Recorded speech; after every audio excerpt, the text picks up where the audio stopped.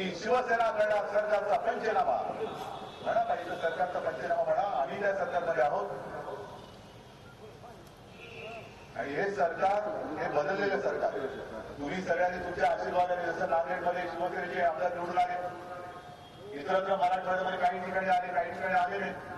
पण म्हणून मी काय गप्पा नाही बसलो की जिथे शिवसेनेचा आमदार आहे तिकडेच फक्त जायचं आणि जिथे शिवसेनेचा आमदार नाही तिकडे धुकतुरी बघायचं नाही. ही अशी नतभ्रष्ट आमदारी शिवसेनेमध्ये नाहीये. मत द्यायचं नाही द्यायचं हे तुम्ही ठरवायचे. तुम्ही मत द्याल नका देऊ, पण हिंमत देणं हे शिवसेनेचं काम आहे आणि आज मी तुम्हाला हिंमत द्यायला आलेलो आहे. वर्ष होत आलं तरी शिवसेनेचा सरकारविरोधी सूर किंचितही बदललेला नाही. उद्धव ठाकरेंचा दुष्काळग्रस्त मराठवाड्याचा दौरा हे त्याचं ताजं उदाहरण. शहरी मुंबईतला LED दिव्यांचा मुद्दा असो की ग्रामीण मराठवाड्यातल्या दुष्काळ, शिवसेनेनं आपल्याच सरकारला टार्गेट केलं. राष्ट्रीय पातळीपासून ते अगदी ग्रामीण भागातल्या निवडणुकीतला भाजपचा पराभवही शिवसेनेला गुदगुल्या करून जातो.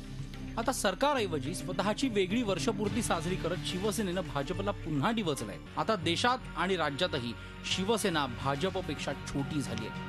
ही सल उद्धव ठाकरेंच्या मनात असावी. त्यामुळेच की काय, संख्याबळानं कमी असलेली शिवसेना उपद्रव मूल्यानं मोठी होऊ पाहतीये. सरकारची कोंडी करण्याचं काम खरं तर विरोधी पक्षांचं, पण त्यांची कसर शिवसेनाच भरून काढते. सत्तेत सहभागी असताना सुद्धा संपूर्ण सत्ता शिवसेनेची नाही असा सोयीस्कर खुलासा उद्धव ठाकरे अनेकदा करतात. पण दुष्काळग्रस्त मराठवाड्याचा दौरा करणारे उद्धव याबाबतीत गंभीर उपाययोजना सुचवण्यासाठी स्वतः किती वेळा मुख्यमंत्र्यांना भेटले, त्यांच्या मंत्र्यांनी किती वेळा कॅबिनेट बैठकीत याबाबत जाब विचारला, हाही मुद्दा आहेच.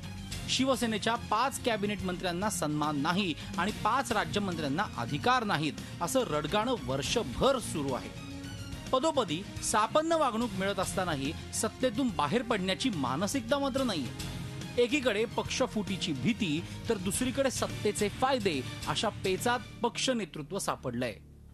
सत्तेत राहून फायदे उचलायचे आणि विरोधी पक्षाची भूमिकाही वटवायची. शिवसेनेनं दोन्ही दगडांवर पाय ठेवलेत. लोकांना गृहीत धरून गेल्या वर्षभरापासून शिवसेनेचा हा प्रवास सुरू आहे.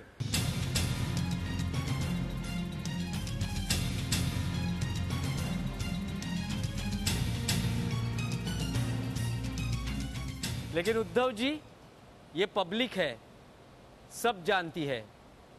दिनेश दुखंडे, झी मीडिया, मुंबई.